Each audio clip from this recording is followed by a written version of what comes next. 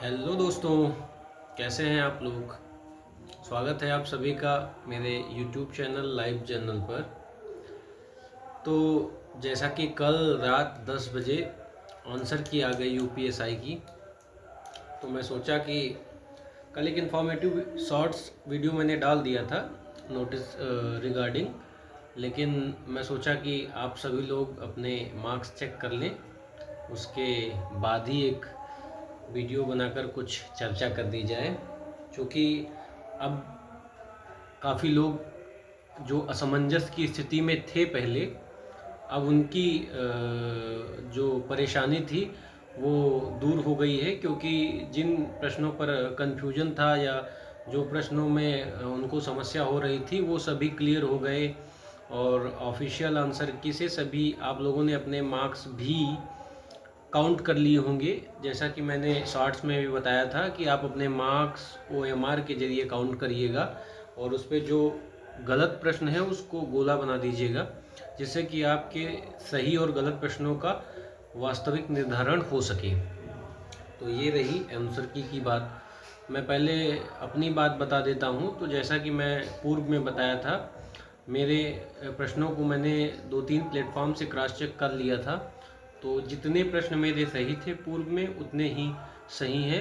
हिंदी में 39 और math reasoning में 38 और जीएस में 28, टोटल 143 प्रश्न मेरे सही हैं।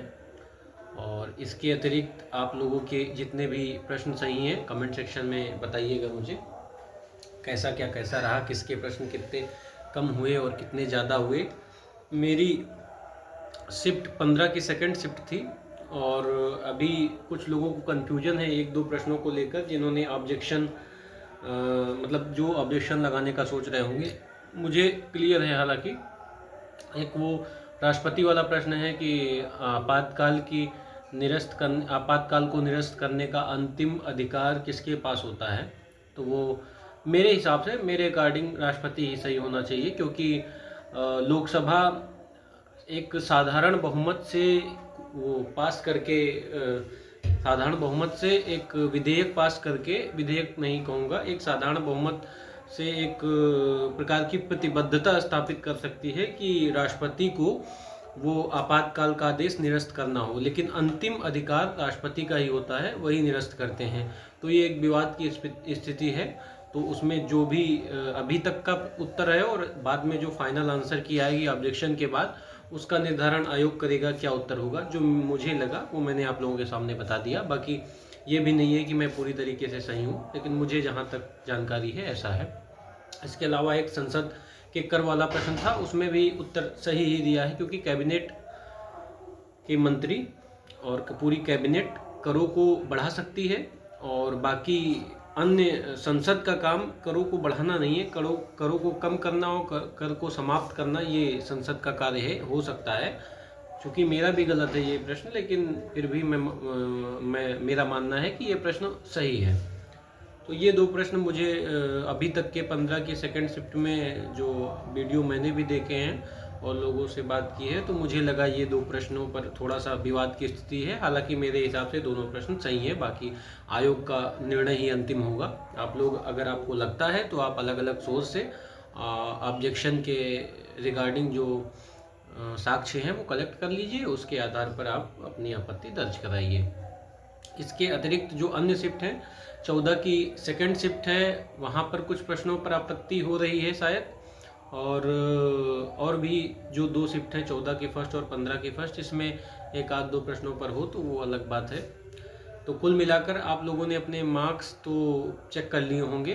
तो कुछ लोगों के मार्क्स एक या दो प्रश्न या तीन प्रश्न तक कम या ज़्यादा हुए हैं मेरी समझ से। जिन्होंने सही ढंग से आंसर की मिलाई होगी, अलग सोच से भी मिलाई होगी, उत्तर अगर सही ढंग से क्रॉस चेक किए होंगे, तो एक या दो प्रश्नों का अंतर आया होगा। इससे अतिरिक्त अंतर तो आने का कोई कारण नहीं बनता है। अगर आ रहा है, जैसे किसी व्यक्ति के 10 या 8 या 12 प्रश्न या 5 प्रश्न, 6 प्रश्न भी अंतर आ रहा है, तो शायद उन्होंने पहली बार जब अपनी आंसर की तमाम अन्य स्रोतों से मिलाई होगी, तो वो शायद कुछ कमी गई होगी, वरना इतना अंतर नहीं आता है।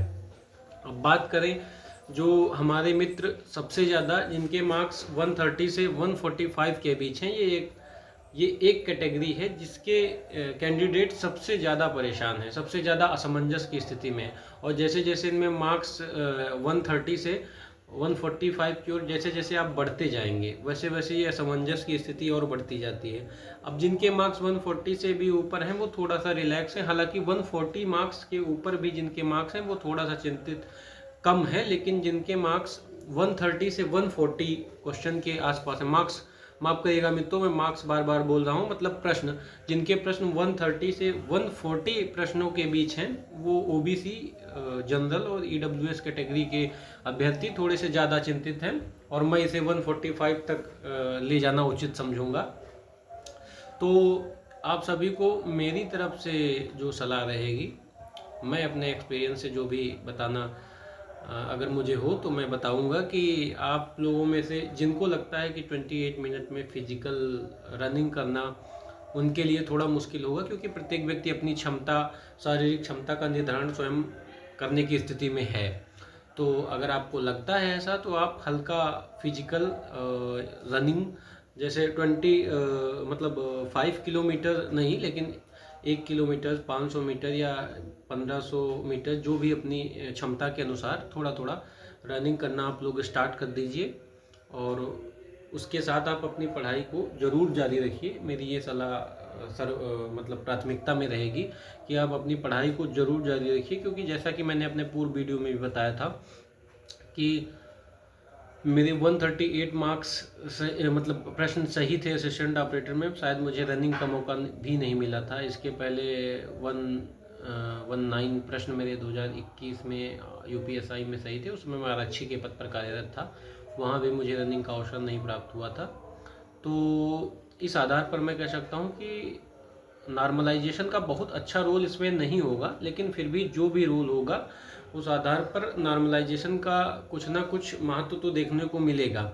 इसलिए आप लोग पूरी तरीके से, जिनके भी 145 तक मार्क्स हैं, एक अपना फिजिकल और अपनी पढ़ाई को जारी रखिए।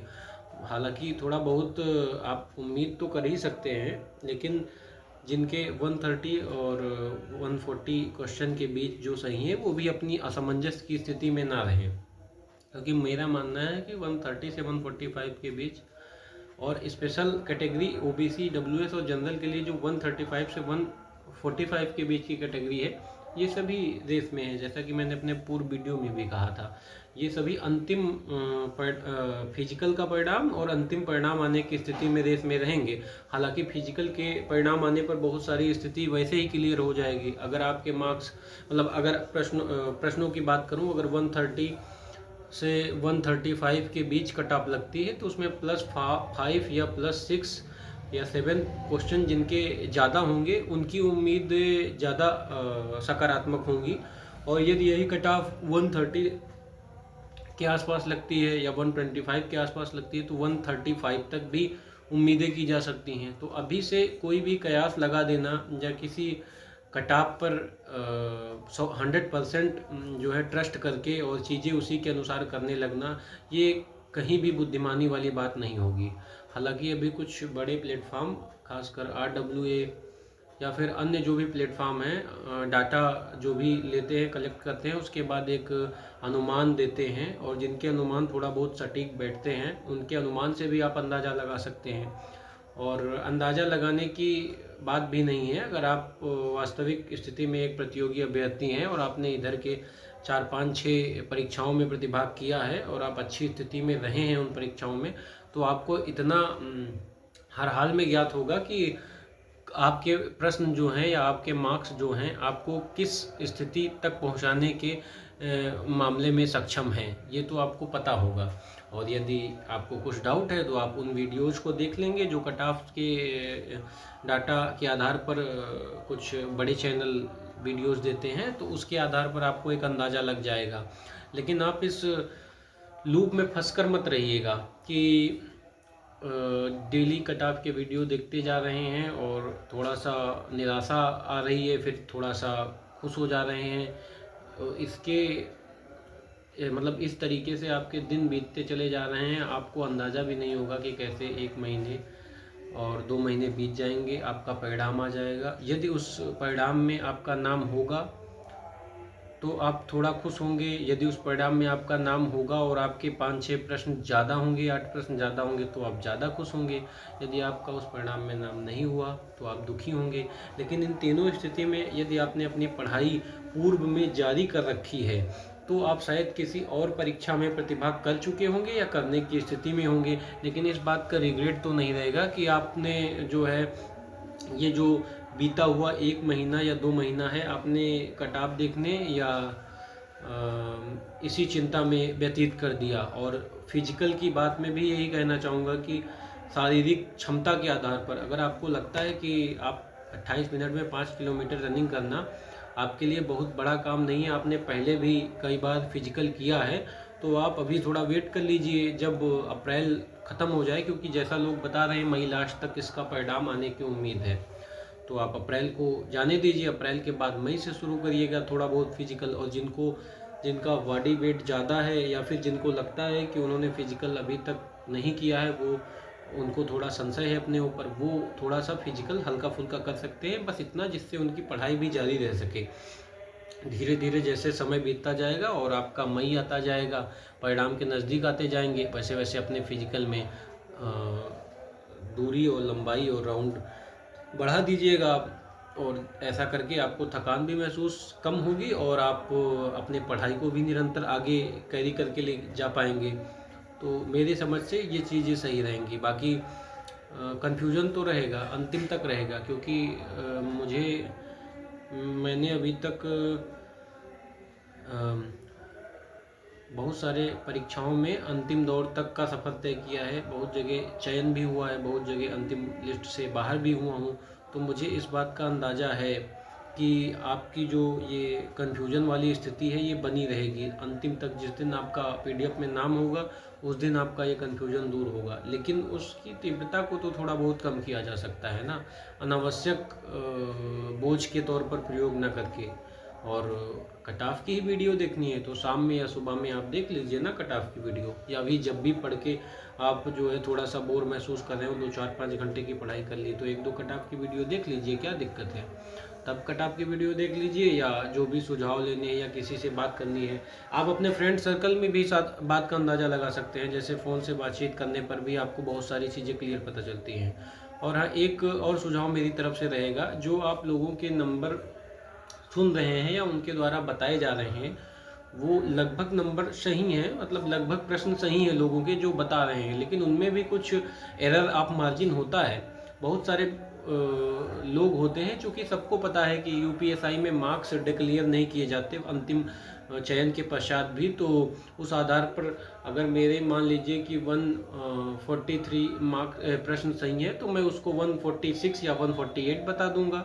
मतलब मैं सभी के साथ ये स्थिति नहीं अनुमानित कर रहा हूँ, लेकिन फिर भी कुछ ऐसे लोग हो सकते हैं जो अपने प्रश्न 4-5 ज़्यादा बताने की स्थिति में ज़्यादा खुश होते हैं और उसको लेकर दूसरे व्यक्ति पर मनोवैज्ञानिक दबाव हो जाता है, वो दुखी हो जाता है कि मेरे तो 140 ही हैं, जबकि वास्तविक स्थिति में सामने वाले व्यक्ति के भी 143 हैं। लेकिन उसको पता है भविष्य में मार्क्स देखे नहीं जाएंगे, अगर चयन नहीं भी हुआ तो वो कह सकता है कि नॉर्मलाइजेशन में कम हो गए थे। तो इनकी संख्या बहुत कम होती है, लेकिन होती है। तो इस आधार पर भी अपने ऊपर मनोवैज्ञानिक दबाव आने मत दीजिए कि लोगों के मार्क्स ज़्यादा हैं मेरे कम हैं। आपको एक अंदाज़ा है और मैंने मोटा मोटा बता दिया कि अगर आप 130 से 145 के बीच हैं, स्पेशली 135 से 145 के बीच आने वाले सभी यूआर ओबीसी डब्ल्यूएस के कैंडिडेट हैं तो वो सभी रेस में हैं और रेस का हिस्सा हैं। फिजिकल के बाद चीज़ें क्लियर होंगी, लेकिन अभी आप रेस का हिस्सा हैं, तो अपने आप को इन मानकर तैयारी करिए और उसके साथ थोड़ा बहुत फिजिकल करिए जैसा कि आपको उचित लगे। लेकिन किसी के द्वारा बताए गए मार्क्स से ज़्यादा प्रभावित मत होइए, क्योंकि हर किसी का अपना व्यू है, जैसा कि मैंने बता दिया है। बाकी ठीक है, अगर कुछ और अपडेट होती है इस रिकॉर्डिंग तो मैं शॉर्ट्स या वीडियो के माध्यम से आप लोगों के बीच उपस्थित होऊंगा। और आज की चर्चा यहीं समाप्त करते हैं। पढ़ते रहिए, मस्त रहिए, आगे की तैयारी करते रहिए। अंतिम में मैं एक और बात कहना चाहता हूँ, मिस हो रही थी। एक अभी मैंने पेपर की कटिंग देखी थी, एक आरक्षी थे किसी ज़िले में, वो दरोगा की परीक्षा देने गए थे, उसके बाद शायद उन्होंने आत्महत्या की, ऐसा कुछ खबर थी न्यूज़ में।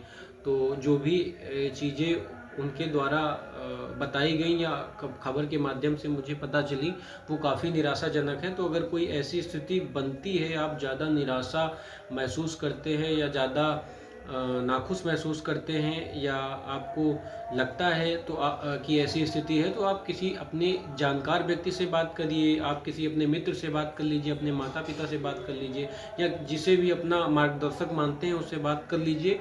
और जीवन में जीवन लीला को समाप्त करना कहीं न कहीं अंतिम हल नहीं हो सकता, क्योंकि आपकी आजीविका और आपकी उम्मीदों पर के पीछे आपके माता पिता, आपके भाई बहन और आपके परिवार की भी उम्मीदें होती हैं। तो आप अपनी उम्मीदों पर खरा उतरे ना उतरे, लेकिन उनकी उम्मीदों पर आपको खरा उतरना होगा हर हाल में। इसलिए आपको ऐसी स्थिति आने पर अपने मार्गदर्शक से, अपने परिवार से बातचीत करके हर मामले का हल ढूंढ लेने की कोशिश करनी चाहिए, और हल अवश्य मिलेगा। इसी के साथ ये वीडियो यहीं पर समाप्त करता हूँ। मिलता हूँ अगले वीडियो में नई चर्चा के साथ। आप लोगों का बहुत बहुत धन्यवाद मेरी इतनी बातों पर ध्यान देने के लिए, सुनने के लिए। नमस्कार मित्रों, जय हिंद।